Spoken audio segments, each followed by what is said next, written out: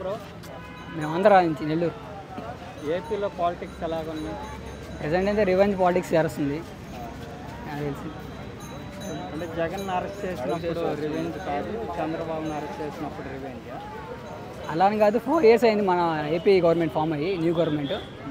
ఆ 4 years నుంచి వాళ్ళు ఏమీ యాక్షన్ తీసుకోకుండా లాస్ట్ డేస్లో తీసుకోవడం వల్ల అది రివెంజ్ లాగా అనిపిస్తుంది. ఈ 4 years వాళ్ళు దాని గురించి రీసెర్చ్ చేసి కేసు గురించి ప్రూఫ్స్ అన్నీ సబ్మిట్ చేయాల్సింది పోయి వాళ్ళు ఇంకా ఉన్నాయని చెప్పి దాన్ని చేయడం వల్ల అది రివెంజ్ లాగా అనిపిస్తుంది. ఈ 4 years వాళ్ళు నిజంగా ప్రూఫ్ కానీ అన్నీ తీసుకుంటే ఆయన బెయిల్ కూడా వచ్చేది కాదని నా ఉద్దేశం. ఆయన ప్రెసెంట్ ఇప్పుడు బెయిల్ మీద వచ్చినారు చంద్రబాబు నాయుడు గారు. ఆయన బెయిల్ మీద రావడం కారణం అది కేసు ఫాల్ట్ అనే కదా. అది హెల్త్ బెయిల్ కదా అయ్యుండొచ్చు, కాకపోయినా కానీ ప్రూఫ్స్ ఆయన సబ్మిట్ చేస్తుంటే ఆయనకి జైలు అనేది ఉంటుంది కదా, అరెస్ట్ అనేది చేస్తుంటారు కదా. జగన్ గారి పరిపాలన ఎలాగుంది? పరిపాలన అంటే అంతా డిస్ట్రిబ్యూషన్ వరకే జరుగుతుంది, సంక్షేమ పథకాలు. దానివల్ల ఎంతవరకు యూజ్ ఉంటుంది అనేది మాకైతే తెలీదు. మాలాంటి యూత్ అందరికీ ఎంప్లాయ్మెంట్ అనేది కావాలి. ఎంప్లాయ్మెంట్ అనేది అయితే ఆడ అసలు లేదు. రోడ్స్ కూడా ట్రాన్స్పోర్ట్ మెయిన్గా ఒక స్టేట్ డెవలప్ అవ్వాలంటే ఆడ రోడ్స్ అనేది ట్రాన్స్పోర్టేషన్ బాగుండాలి. ట్రాన్స్పోర్టేషన్ డైలీ ట్రాన్స్పోర్ట్ జరిగితేనే మనకి డెవలప్మెంట్ అనేది జరుగుతుంది. అలాగే ఏపీ పాలిటిక్స్ కూడా అంత బాగాలేవు. నెక్స్ట్ ఎవరు సీఎం అవుతారు? నెక్స్ట్ జనసేన పార్టీ, పవన్ కళ్యాణ్ గారు. పవన్ కళ్యాణ్ చంద్రబాబు కలిసి వస్తే ఎవరు గెలుస్తారు? టీడీపీ వస్తే ఇంకా ఛాన్స్ ఉంటాయి, ఇద్దరికి ఉంటుంది. కాకపోతే పవన్ కళ్యాణ్ సీఎం అని కోరుకుంటున్నాను. పవన్ కళ్యాణ్ ఇంతవరకు గెలవటమే కష్టమైంది కదా, సో పవన్ కళ్యాణ్ ముఖ్యమంత్రి ఎలాగవుతారు? అంటే ఇప్పుడు టీడీపీతో అలయన్స్ కూడా అంటున్నారు. అంటే ఆ టైంలో మాకు యూత్కి అనేది ఓటు హక్కు ఏం లేదు. ఇప్పుడు ప్రజెంట్ అందరూ ఓటు హక్కు వచ్చింది. మేము అందరూ అవేర్నెస్ వచ్చింది పాలిటిక్స్ గురించి కూడా. ఈ సోషల్ మీడియా ద్వారా అందరికీ పాలిటిక్స్ అంటే ఏంటి, ఎవరు ఎలాంటి వాళ్ళు అనేది ఒక అవేర్నెస్ వచ్చింది. దాన్ని బట్టి మేము తర్వాత ప్రొసీడ్ అవుతాం.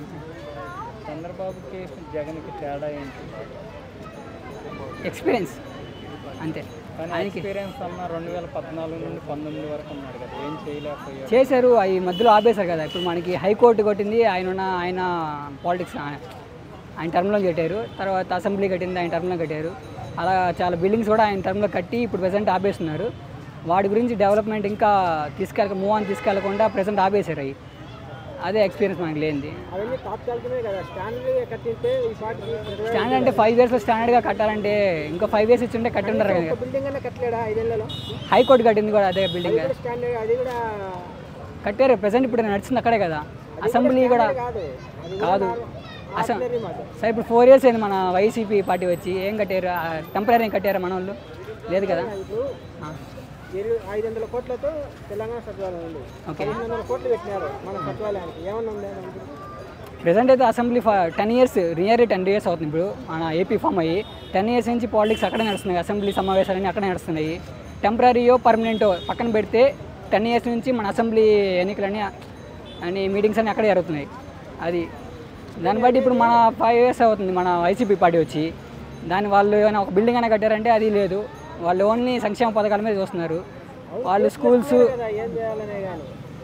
చేస్తున్నారు. దానివల్ల మనకేం యూజ్ వచ్చింది చెప్పండి? యూజ్ అంటే లోకల్ వరకు స్కూల్స్, హాస్పిటల్స్ వీటి వరకే వాళ్ళు ఫోకస్ చేస్తున్నారు, కానీ ఫ్యూచర్ డెవలప్మెంట్ లేదు. ఇప్పుడు స్టూడెంట్స్ని చదవమంటున్నారు, అది తప్పు లేదు. చదువుకొని బయటకు వచ్చిన వాళ్ళకి ఎంప్లాయ్మెంట్ ఎక్కడ కుదురుతుంది? ఇట్లా మాలా బై స్టేట్స్కి వచ్చి బెంగళూరు, హైదరాబాద్, ముంబై, అది మనం స్టార్ట్ చేయాలి. ఇప్పుడు 70 ఏళ్ళు చరిత్ర అంటే ఆ స్టార్టింగ్లో 70 ఏళ్ళకి ఇప్పుడున్న ఎవరు ఊహించలేదు.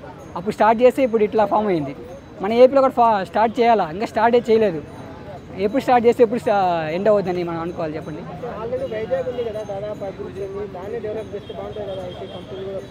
చేయాలి కదా. ఇప్పుడు మనం ఉన్న పార్టీయే చేయట్లేదు. అసలు వాళ్ళకి ప్రజెంట్ నేను చెప్పాలి, నాకు అంత అవగాహన లేదు. కానీ మన జగన్ గారు ఆ ఏరియా కొలతలే కరెక్ట్గా చెప్పలేకపోతున్నారు. లాస్ట్ టైం నేను మీడియాలో చూసినప్పుడు వాళ్ళు ఉన్నది తక్కువైతే దానికి డబ్బులుగా చెప్పారు వాళ్ళు. అలాగా